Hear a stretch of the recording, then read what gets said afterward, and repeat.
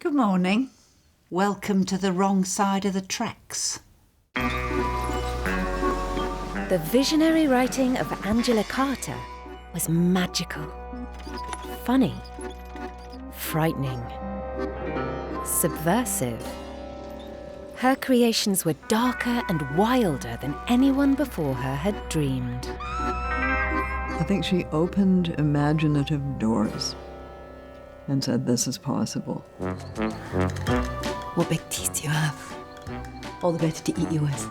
The girl burst out laughing. She knew she was nobody's meat. But Angela Carter's refusal to compromise made her a lonely figure. She really was like nobody else. And in many ways, she did things first before any of the rest of us did. Every woman writing now has a debt to Angela Carter, whether or not they have read her.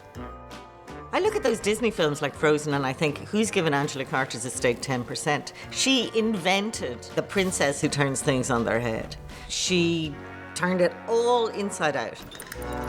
She was absolutely ahead of her time, and that's why we're so interested in her now, because she's coming into her time.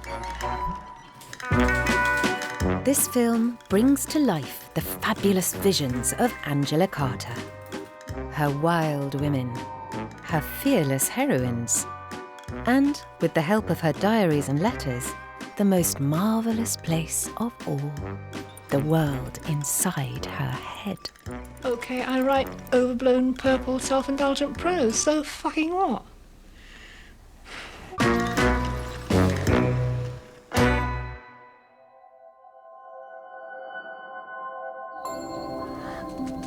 Children do not stay young for long in this savage country. There are no toys for them to play with, so they work hard and grow wise. But this one, so pretty, and the youngest of her family, a little latecomer, had been indulged by her mother and the grandmother who'd knitted the red shawl that today has the ominous, if brilliant, look of blood on snow.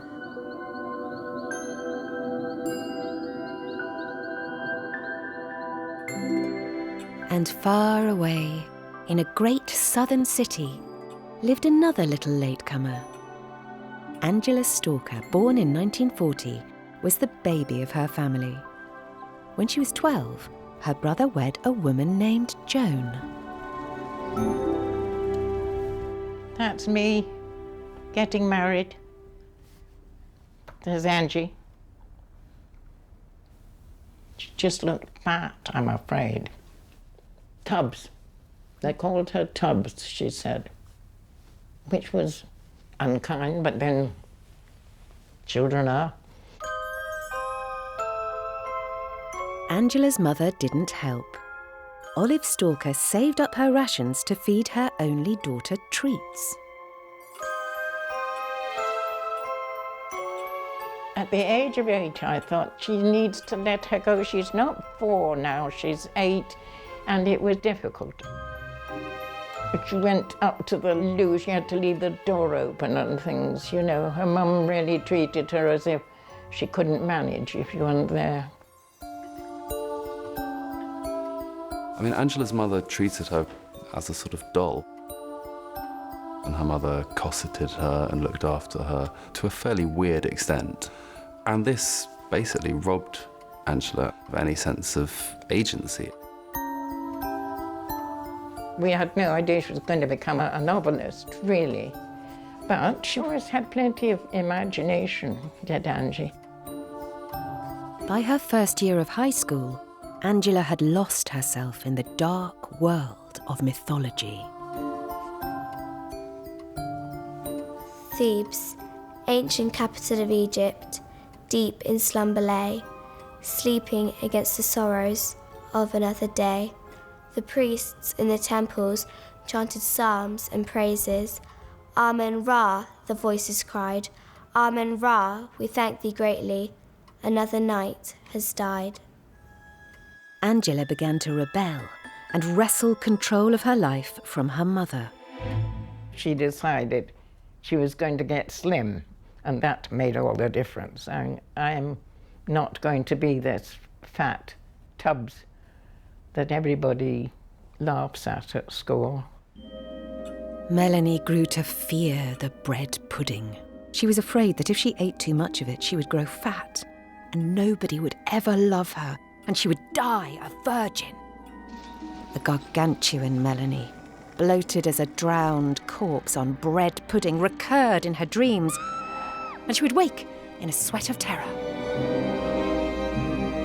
Such was the force of her mother's protectiveness that she had to react very strongly against that and had to form a personality very consciously in opposition to her mother's values, in opposition to the kind of nice, polite little girl her mother wanted her to be. So she deliberately became sort of raucous, sacrilegious, sweary. One Christmas, everything was going very smoothly until Olive brought in the turkey. And Angela said, "Oh, that's a fucking good turkey." Whereupon everything stopped for a long time while Olive wept a lot and ran around and so on. And Angie'd done it on purpose. I mean, she did stir it. Her rebellion in full flight, Angela began marching, campaigning for nuclear disarmament. She refused to go to university and began instead to search for a man. She found one in the shape of folk-loving beatnik Paul Carter. And to the horror of her parents, on the 10th of September 1960, Angela Stalker became Mrs. Paul Carter. She was 20 years old. But in fact, she landed herself in another sort of prison, she thought, really, with Paul. The young newlyweds moved to Clifton in Bristol and lived in this flat. Paul got a job as a chemistry lecturer. Angela started her new life as a housewife. In 1961, she began keeping a journal. November the 12th. A vile day. And Paul goes all in drawn into one of his massive infantile sulks. I go all to pieces and cry and get completely submerged by self-pity. I just go on and on bruising myself against his stolid, brutal silence. His indifference, the way he doesn't look up when I come into the room and doesn't smile at me, and doesn't make any response to anything I say. He's self-righteous as shit. I'm unhappy enough to die. I want to go home. I want to go home. I want to go home. Well, these are what she called journals. It says here, journals, 1961. So when she was 21. The journals have never been published. Her literary executor, Susanna Clapp, retrieved them in 1992, shortly after Angela died.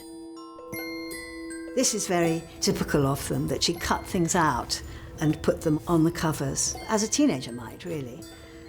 These early ones are much more descriptive, and descriptive of her daily life. There she is, she's got a cold. I become very self-centred and self-pitying with a cold, and take to smoking peppermint-flavoured cigarettes and lying around. But it is unusual to find her making, as it were, semi-domestic notes. That's not a genre that you think of, you connect with her, or that I connect with her. In 1962, the young housewife became a student, studying English literature at Bristol University. Over the next 2 years, she read over 200 books, but her plan was to write. What I want is a voice, something personal and unmistakable that people will instantly recognize and say, that's Angie. But to Angela, the literary landscape was a dry and barren place. What's weird in the 60s, there's a lot going on that's exciting, radical, different and new. But it's not happening in the novel. I think the novel's really boring in the 1960s because it's so busy trying to tell life as it is instead of thinking of itself as an imaginative form, you know, able to just make everything up. Why don't you marry her if she's a nice girl? She's already married. You are in a bloody fix, aren't you? For Angela, married life was her own kitchen sink drama of drudgery and frustration. Because the kitchen floor was dirty, I forgot to wash it. Because the dresser shelves were dirty, I forgot to wash them. It never ends. The buggering about with dirty dishes, coal pairs, ash bins, shit bins, hot water, detergent. There is no stop for me, no rest. Never again. On and on and on. But Angela was never one to conform. She escaped into circles ever more bohemian.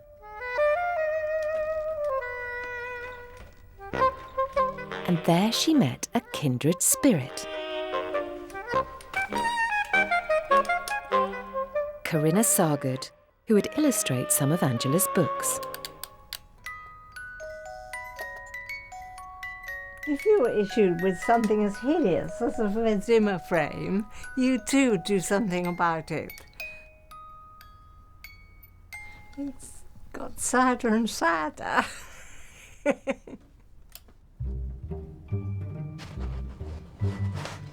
Like Corinna, Angela adored the fantasy worlds of her childhood. Fairgrounds, vaudeville, puppets. And popular entertainment began to inspire her work. It set her apart from the rest. Everybody was going into real life. It didn't seem to be doing them any good, real life. And there were lots of extremely miserable people around us. But simple misery was never the Angela Carter way. We both were very dismissive of a lot of women writers who are writing about living with men who are really quite awful to them and having to, the meal was never eaten because he couldn't be bothered to come home, and the scraping of the meal into the bin. You say, well, why? Allegory seems much more powerful than describing what's happening to you in your kitchen and your dreadful disappointments.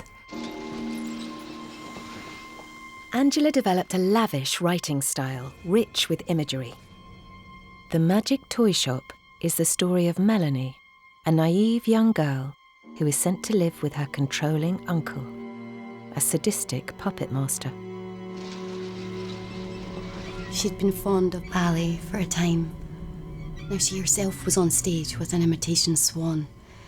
The swan settled its belly on her feet. She felt it. Looking up, she could see Uncle Philip directing its movements. His mouth gaped open with concentration. She noticed that his black bow tie had glossy spots in the fabric, which caught the light and shone. She shifted under the rustling swan, whose wings now beat strongly, stirring her hair. A daisy blew away. She could see nothing after this, except the flowery glare of the spotlight. The Magic Toyshop was written over the winter of 1965 to 1966, when her marriage to Paul Carter was going through a very difficult period. He was going through the first of his major depressive episodes. And she was beginning to think about leaving him. She said that Uncle Philip, the kind of patriarchal toy maker, was an exaggerated version of Paul Carter. Almighty Jove, in the form of a swan, wreaks his will. Uncle Philip's voice, deep and solemn as the notes of an organ, moved dark and sonorous against the moaning of the fiddle. The swan made a lumpish jump forward and settled on her loins.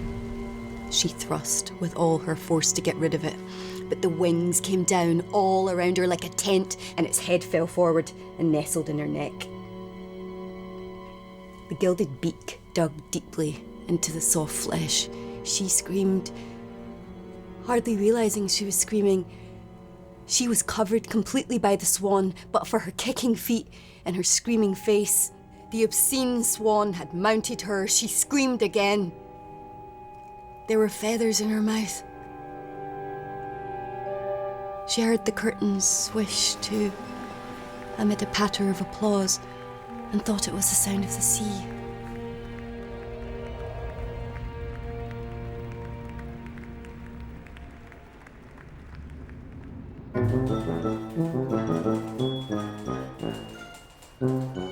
During her marriage to Paul Carter, she wrote a novel a year. She wrote 5 novels between 1965 and the end of 1969. And she said that that was a product of neurotic compulsion. In other words, she went to it as a refuge from her difficult personal life. When it came to inspiration, nothing was out of bounds.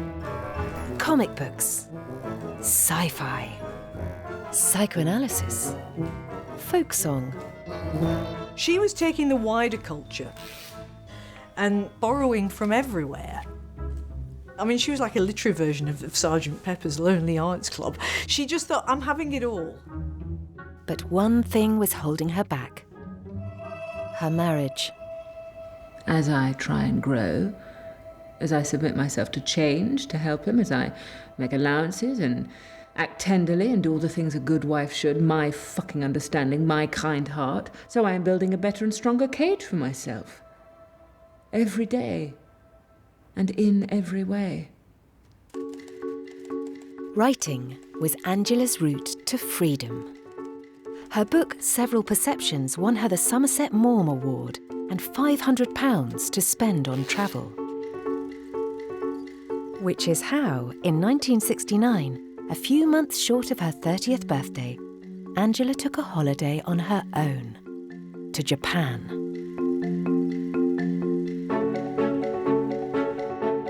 In 1969, Tokyo was a city in flux, and Angela experienced it as a surrealist dream.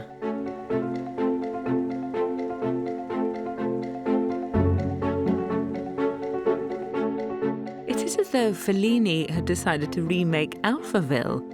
Up the road, there is a poodle clipping parlour, a Pepsi-Cola bottling plant heavily patrolled by the fuzz, a noodle shop which boasts a colour TV, a mattress shop which also sells wicker neck pillows of antique design, a dispenser from which one may purchase condoms attractively packed in purple and gold paper, trademarked Young Jelly, and a swimming pool.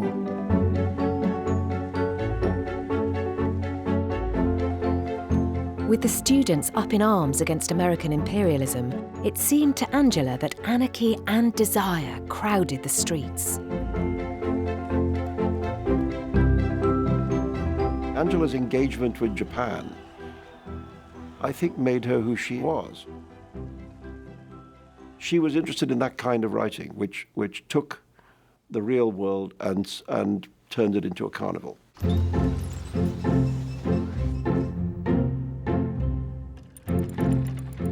Cloud palaces erected themselves, then silently toppled to reveal for a moment the familiar warehouse beneath them, until they were replaced by some fresh audacity. A group of chanting pillars exploded in the middle of a mantra, and lo! They were once again street lamps, until, with night, they changed to silent flowers. Giant heads in helmets of conquistadors sailed up like sad, painted kites over the giggling chimney pots. Hardly anything remained the same for more than 1 second, and the city was no longer the conscious production of humanity. It had become the arbitrary realm of dream.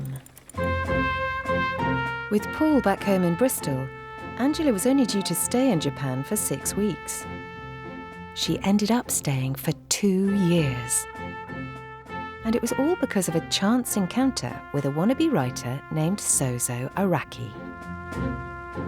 She was in a coffee shop. Sozo insisted that it was Angela who initiated their interaction by smiling at him. And then they went to a sushi restaurant, and then after that they went to a bar, and then they went to a hotel, a love hotel in Shinjuku area. Yeah. That was the beginning of their tumultuous relationship.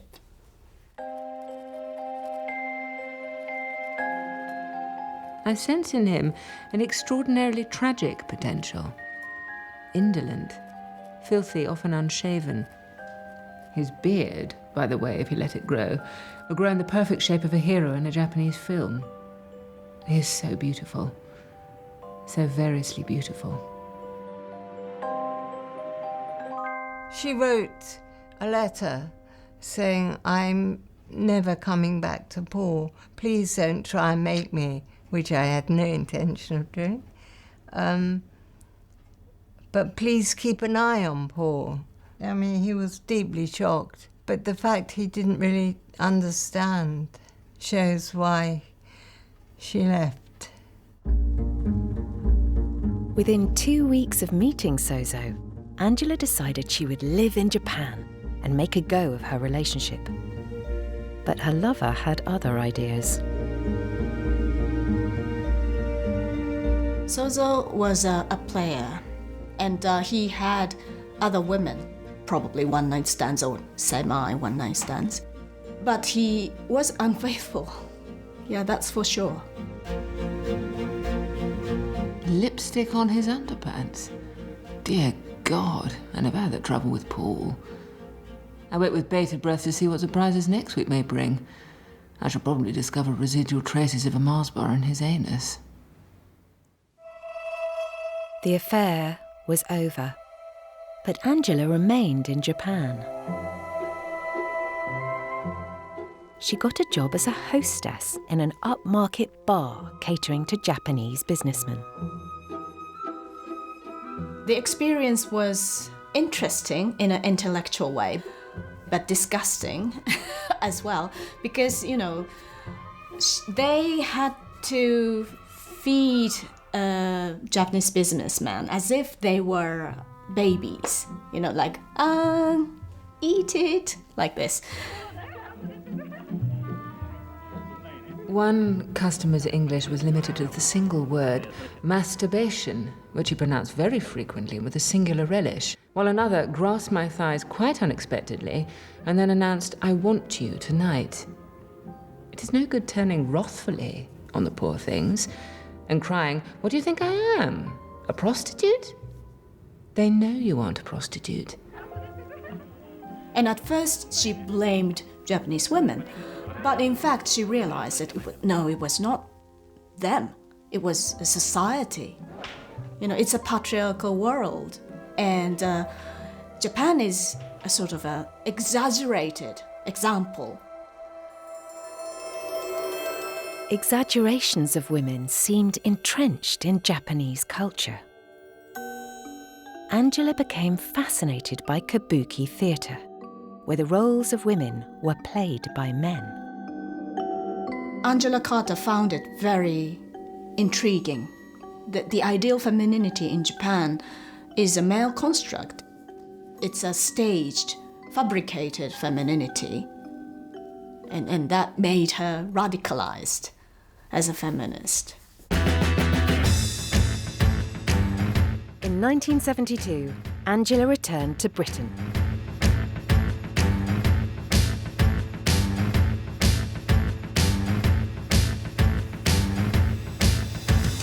I wanted to write what seemed to me a deeply, deeply serious novel, piece of fiction about gender identity, about our relation to the dream factory, our relation to Hollywood, our relation to imagery.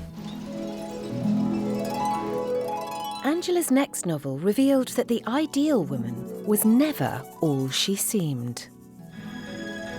The Passion of New Eve has as its heroine somebody who's been completely constructed by the rules of the cinema, really on terms quite strictly of what men want from goddesses. How that face is created from the raw material, how it's invented like a piece of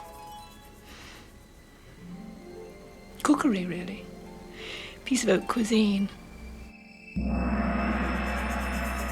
Tristeza, enigma, illusion, women? Ah, and all you signified was false. Your existence was purely notional. You were a piece of pure mystification, Tristeza. the story of Tristessa is, of course, that somebody who is as perfect as that couldn't possibly be anything but an invention. And it turns out that she's, in fact, a chap, really, underneath it all. Of course, it's inevitable that, in a sectarian way, I'm more interested in women than I am in men. I mean, I'm sorry. I think lots of people have been interested in men.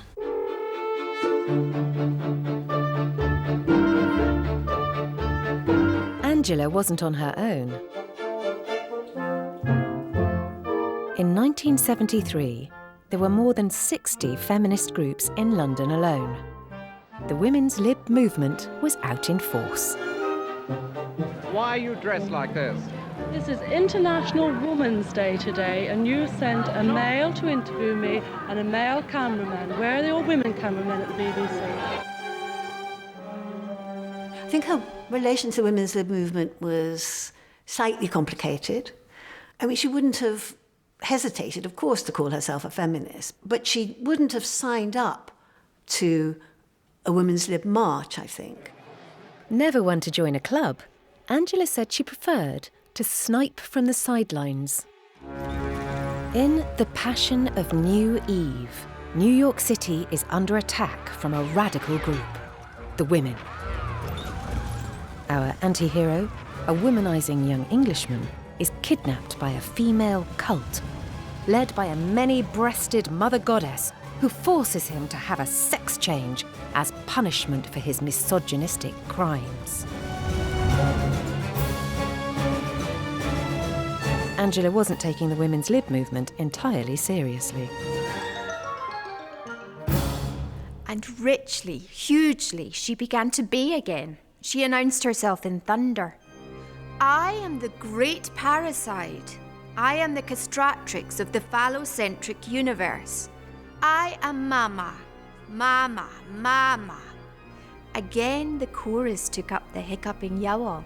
Ma, ma, ma, ma. Crashing in archaic waves over the clamour of the trumpets and the hosannaing. And she keeps coming and going like a trick of vision. Her voice oscillates like an audial hallucination. Satirical, lurid, with a transgender heroine. The Passion of New Eve is regarded as a modern classic, but on its release, the reviews were scathing. When I realised that there were no limits to what one could do in fiction, I stopped being able to make a living.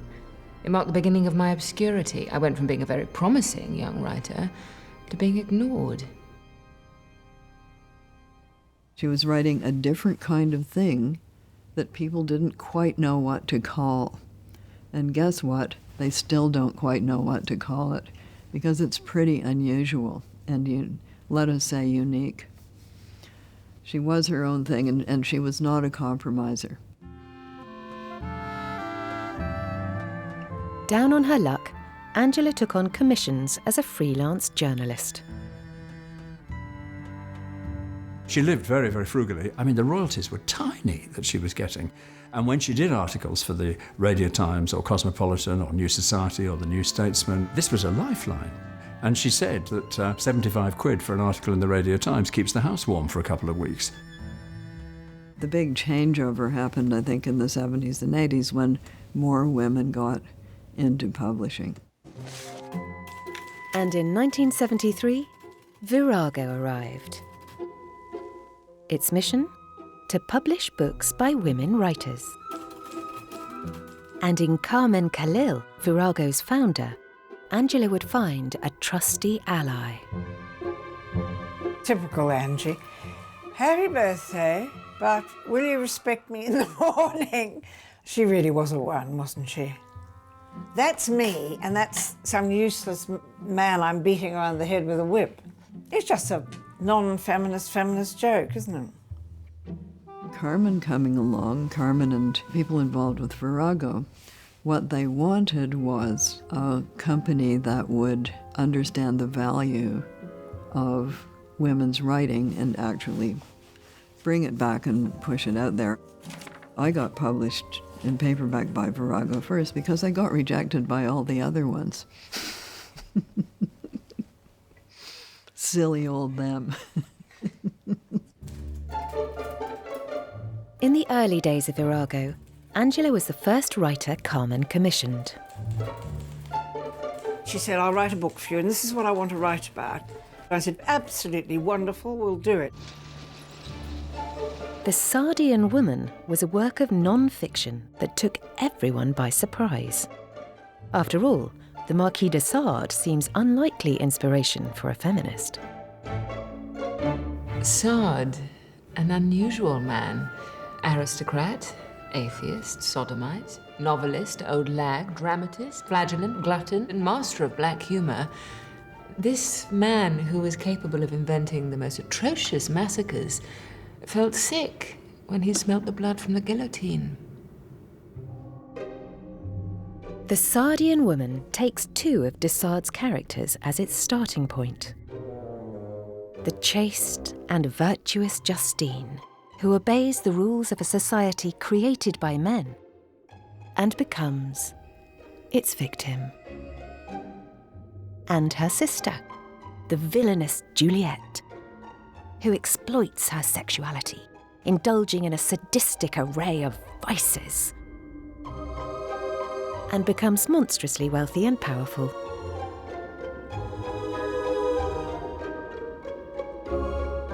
She was always looking at women's sexual desire. She felt that it was boundless, that women had appetites that were not met, that women used their sexuality because they could use so little else. But always she was saying, look, women have agency, women have power, even if we don't realise it, especially sexual power.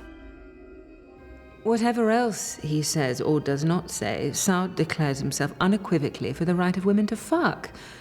He urges women to fuck as actively as they are able, so that, powered by their enormous and hitherto untapped sexual energy, they will then be able to fuck their way into history, and in doing so, change it. Okay, these are the reviews for the Sardian Women. For some reason, Miss Carter has been wildly excited by de Sade, and like an earnest student, she recounts the plots of his major novels with gusto, while apparently forgetting what point it was she originally set out to prove. I fail to see why she has tried to harness Sade to the cause of women's lib, capital W, capital L. And within the women's lib movement, many were baffled too. The Sardian Woman got her into trouble with the sisterhood in a big way. And everyone said, Christ, you can't say you like pornography. You can't say you like Sade because it's all about the degradation of women. Everyone thought, what's she doing?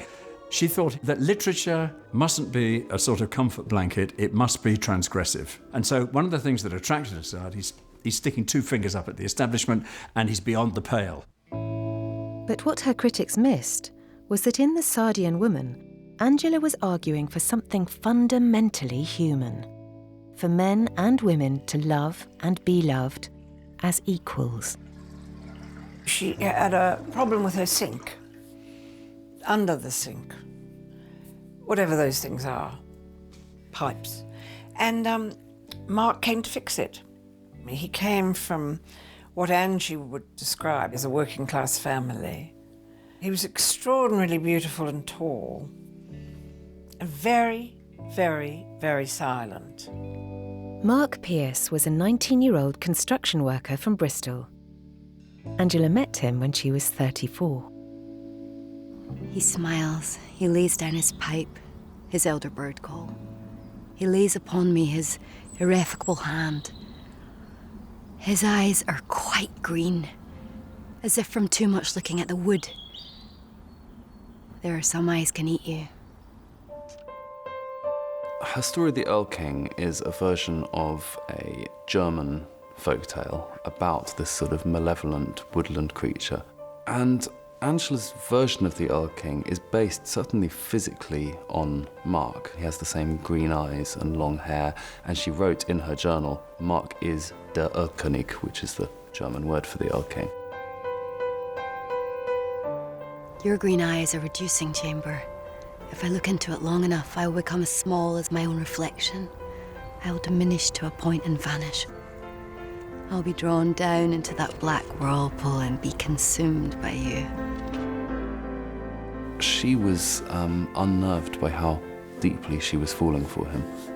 She wanted to stay in control of herself. Within weeks of meeting, Mark moved into Angela's house. They would stay together for the rest of her life. He allowed her to be imaginatively free. He dealt with most of the housework, and he sort of grounded her. He kind of looked after her in many respects. It was an unconventional relationship in many ways. During those early years, Mark and Angela had a long-distance relationship. Angela was still struggling to pay the bills and accepted a teaching job in Sheffield. I think we had grand plans to be sort of a commune, but... We had an assortment of people living in the house from the time we moved in. Yes, but I was slightly amazed. I was very surprised when she asked if she could live here, yes. At the time, she was considered a good writer, but she wasn't sort of famous or didn't sell a lot, so she was struggling, really, financially. But there was another time when a box of books arrived. And I said, Angela, there's a box of books arrived for you. And she said, oh dear, that's so embarrassing. They're remainders that haven't sold, so I've bought them up. But in Sheffield, Angela found the path that changed her fortune. The city was 13 miles from the small village where she had lived during the Second World War. She'd been evacuated there by her grandmother, a formidable working-class Yorkshire woman. And she was a storyteller too. When my grandmother used to tell me the story of Red Riding Hood when I was a very little girl, she believed in ending it on the wolf eating Red Riding Hood. And when she came to the bit where it says, and then he leapt upon her and gobbled her all up, she used to leap upon me and pretend to gobble me all up. And I thought this was wonderful. I thought this was quite ecstatic. I used to squeak and shiver and say, oh, Granny, Granny, do it again.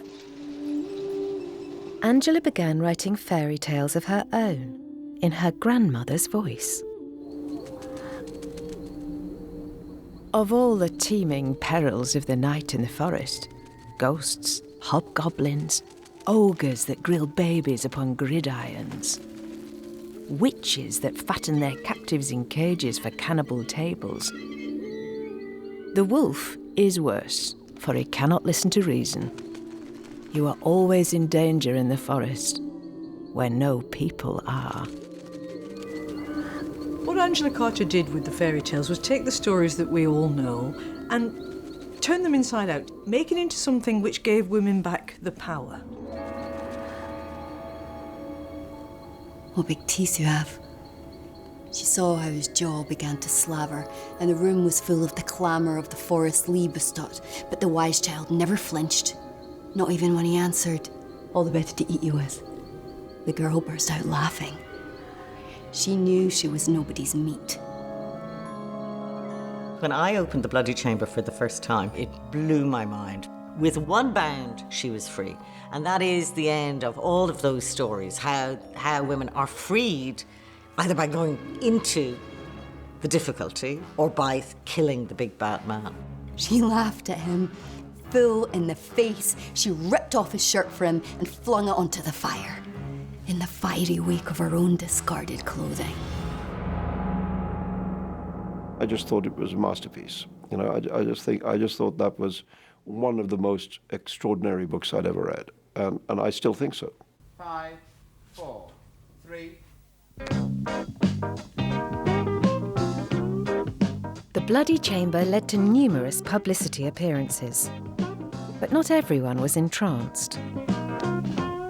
The novelist Angela Carter has just published some fairy stories. I've read the whole book. I thought her stories are beautifully written, but on the whole, I don't really like stories of fantasy. I like stories that begin, Mrs. Henderson walked slowly into Sainsbury's and purchased a pound of cod. Just to say, I'd like to know the Sainsbury's where you can buy cod. The Exeter one. You fantasist. Fantasist is what most people considered Angela Carter. They were missing the point. I think my work is very, very deeply political. A lot of people don't. That's fine. I don't mind. I like creeping up on people behind and sandbagging them. with an idea that maybe they hadn't thought of for themselves. Because I am a deeply political person in an old-fashioned way, I believe all art is political, that you can't walk down the street without making some sort of political statement. I think people writing about Angela haven't picked up on the strong streak of socialism which she had. And indeed, when people would try and cast her in the role of some fairy godmother, she'd say, damn it, I'm not interested in fairies, really. I'm a socialist. That's why I'm interested in this stuff. The point is to change the world, not to have fantasies about it. Ian Norrie, you've chosen Bird of Night by Susan Hill. I've chosen Bird of Night because I think Susan Hill is one of the most outstanding talents in contemporary English fiction. Well, Angela Carter. Well, I think it's a nice middle-class novel about a nice middle-class nutter. A clash of opinions is on the horizon here, yes. No, not really. I was deeply offended by one or two things in the novel. One is the private incomes on which these two chaps subsist. Julie Cooper. I thought he actually made the genius character absolutely brilliant. I mean, she did. I thought it was a real. It seemed like a real writer. Or they might write like Virginia Woolf. I don't know. I think the Bloomsbury Group are a lot of tinkling, overprivileged freaks. She would sometimes come out at the top of her voice with the most extreme kind of statement, just to see what would happen. We went to see Swan Lake at the Hippo in Bristol, and in the interval we were in the bar, and she deliberately turned up the volume on her voice and said, well, when you get down to it, this story is really about a man who goes around fucking swans, isn't it? She'd do it just to see what would happen, or a dinner party. Suddenly she'd use the F word or the C word, and she'd have that slight half smile on her face. Alfred Eyre is going to open my eyes as to the true nature of women in love. That's by D.H. Lawrence, of course. Gudrun is the very castratory lady who absolutely slices through all those men. She is like the vasectomy queen of the West Riding. I mean, Jesus. Angela's frank approach to other people's fiction turned her into a cult figure. And it was with this formidable reputation that Angela arrived at the University of East Anglia, where she was unleashed on a group of unsuspecting, creative writing students. We were terrified of being judged by her, and also, or I was, and also there was a magnificent sort of tension then in your sentences as you thought of her looking at them. But one day, the students faced another daunting prospect. They had to read out their work in front of Angela and the entire class. The very first class that we had with her, and I presented the opening chapter of this book, which I was calling Dump. And one of my fellow students said, it appears this teenage boy lives on a rubbish dump. I found that slightly hard to believe. And Angela said, when a reader opens the book, she enters into a contract with the writer, and the writer's only job is to stay true to the rules of the world as established. And that was brilliant. You create that world, and if you do it convincingly, the reader comes with you. So it was enormously liberating. This year's winner, The Gathering by N. Wright. And of Angela's hundreds of students, some achieved literary fame. Described by the judges as an angry novel. Every time I sit down to write a new book, I do something that Angela Carter told me to do, one way or the other. Flip it. Do exactly the opposite. Whatever you're thinking, just think the absolute opposite. In 1984, Angela transformed a short story from The Bloody Chamber into an ambitious screenplay.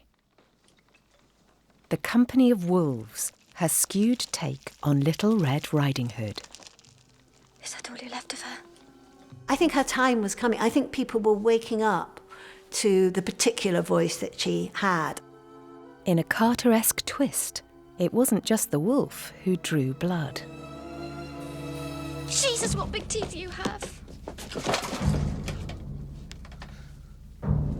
All the better to eat you with. Angela's surreal take on sexual awakening helped make the film a critical hit. But her wildest heroine was about to take flight. Nights at the Circus, an exuberant yarn about an extraordinary performer. Sophie Fevers, a mighty trapeze artist with one unique trait. This leading lady has wings. I stood upon the mantelpiece and I gave a little shiver. The carpet looked further away than ever. But then, thinks I, nothing ventured, nothing gained. And behind me, truly, sir, upon the wall, I could have sworn I heard cotton times cobweb, but all the same audible, the strenuous beating of great white wings. So I spread, and closing my eyes, I precipitated myself forward, throwing myself entirely on the mercy of gravity. The heroine is a trapeze artist. She's called Fevers because she has wings. The big question of the book is whether her wings are real or false. If the wings are a prop, then she's a wonderful aerialist. If the wings are real, she's a freak. And it's a question which proposes itself to, quotes, special women. Are you more interesting because you're a freak or because you're a fraud? Fevers has wings, but in order to earn a living as a performer, has to pretend that they're not real, that she can't really fly. And Angela thought of this as representative of how women have to hide a lot of their true potential. The spiralling tornado of Fevers' laughter began to twist and shudder across the entire globe, as if a spontaneous response to the giant comedy that endlessly unfolded beneath it, until everything that lived and breathed everywhere was laughing. "To think I really fooled you," she marvelled. "It just goes to show there's nothing like confidence." Nights at the Circus received glowing reviews and was tipped to win the Booker Prize. But it wasn't even nominated. What won was Hotel du Lac, which was Anita Bruckner, which is an insipid novel by any standards. You'll have noticed, Harold, that in my stories the unassuming mouse always gets the hero, causing the sultry temptress to retire, baffled. The tortoise, in other words, wins. It was typical of the way that the establishment at the time rewarded women who are compliant. And there was Angela Carter, who was just kind of wild and in your face and doing what she wanted, and she didn't care. And I feel that it was a deliberate rejection. I don't think it was an omission, I think it was a rejection. Angela had faced humiliation at the Booker Prize before. A year earlier, when Selina Scott failed to recognise her at all. Adam, can I ask you what you think of the choice of the winner? I was one of the judges. Does that exclude me from this? I'm sorry about that. What's your name? Angela Carter. Hello. Yes, tell me, what do you think? It's a very powerful and impressive novel. Was it your choice? You shouldn't ask a question like that. Why not? Why not? Ask Claire, because we have a consensus. I see. It would be 7 years before Angela published another book. In the meantime, her life was about to transform again. She was in her 40s, you know, when she had Alex. And she just really couldn't believe it. Those are all Alex, and Angela and Alex. Mark. Alex, February 84. Mark and Alex, me and Alex, and the Aga. She really did love being a mother, and very much. Beautiful little boy. Long ago, women got their children by digging around in the earth. They'd often pry the children loose from the ground. They wouldn't have to travel far to find little girls, but often they'd have to dig deep to get boys. She wrote only one novel after Alex was born. That compulsion that she had throughout the 1960s, where she was producing a novel a year, certainly dissipated as she became happier. By the time Angela returned to novels, the landscape for writers had transformed. With a new breed of superstar author commanding staggering advances of over £500,000. Because readers had fallen for a growing literary movement. Fiction with magical themes. He was hovering high over London. Ha-ha, they couldn't touch him now. The devil's rushing upon him in that pandemonium.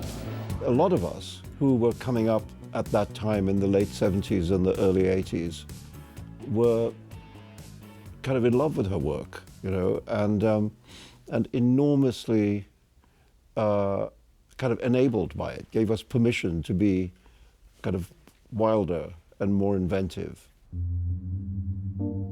It was against this backdrop that Angela pitched the most ambitious idea of her life.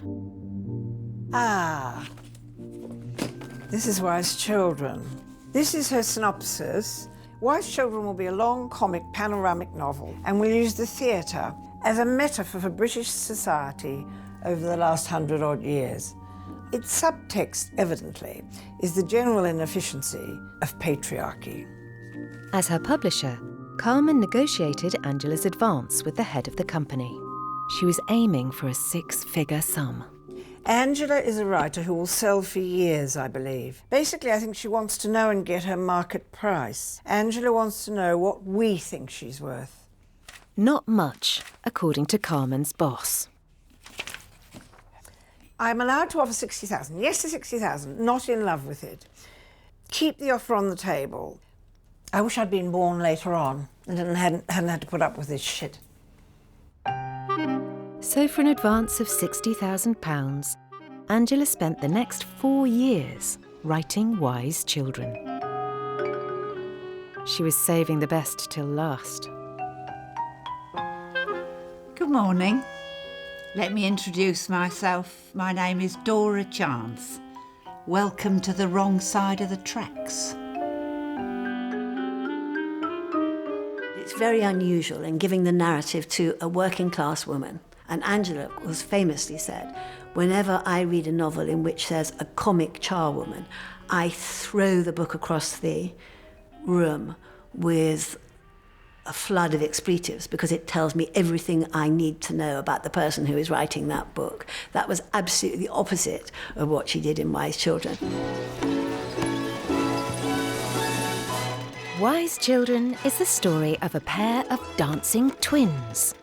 The lucky chances, Dora and Nora Chance, whose talents take them from the boards of London's music hall to the studios of Hollywood. But as they grow older, their fortunes wane. The lucky chances faced the music and they danced for well nigh half a century. Although we would always be on the left-hand line, huffers, thrushes, the light relief, you might say. Bring on the bears. Or bears. Our careers went down the toilet along with the profession itself.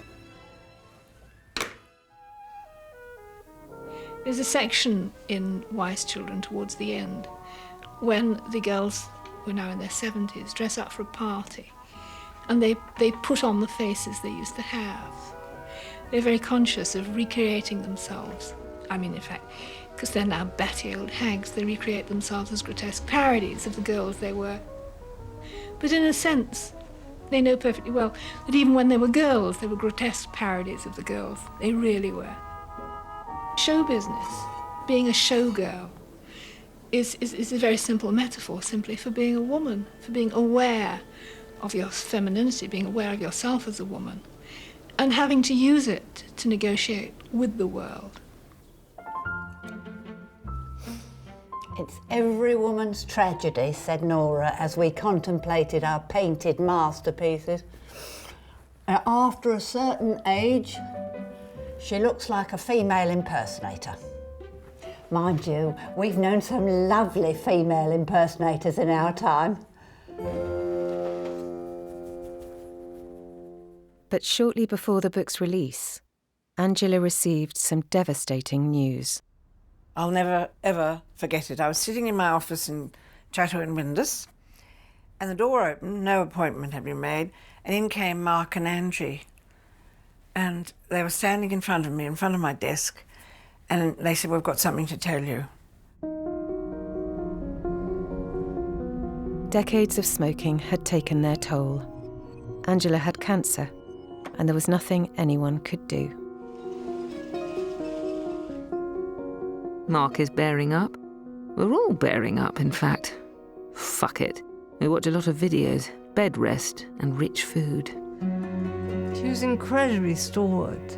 I once phoned her, and halfway through the conversation, the doorbell rang.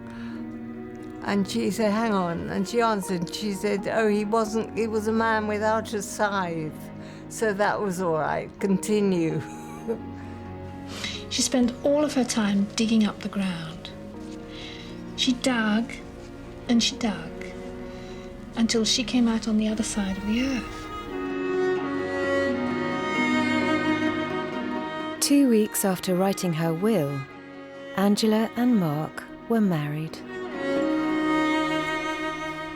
Well, we just heard that she had lung cancer, and I did this as a wedding present for her.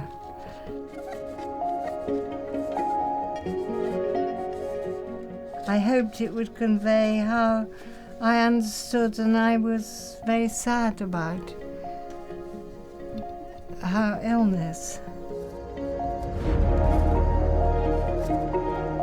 The fact that you're not here to see the cherry tree next year doesn't mean the cherry tree's disappeared. It means the cherry tree's doing its own thing in its own space and time, and that's how it should be.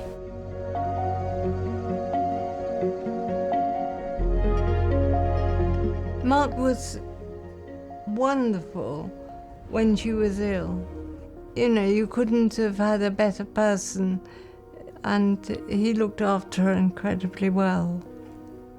I mean, it must have been absolutely terrible, because Alexander was 8 when she died.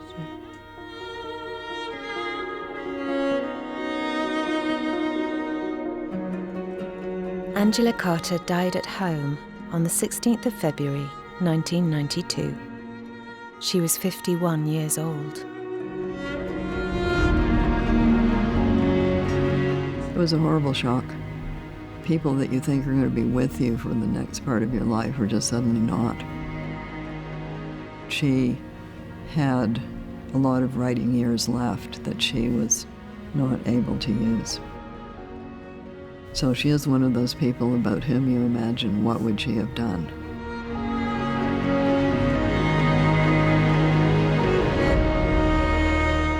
Angela would have had a lot to say about the things that people are exercised about right now.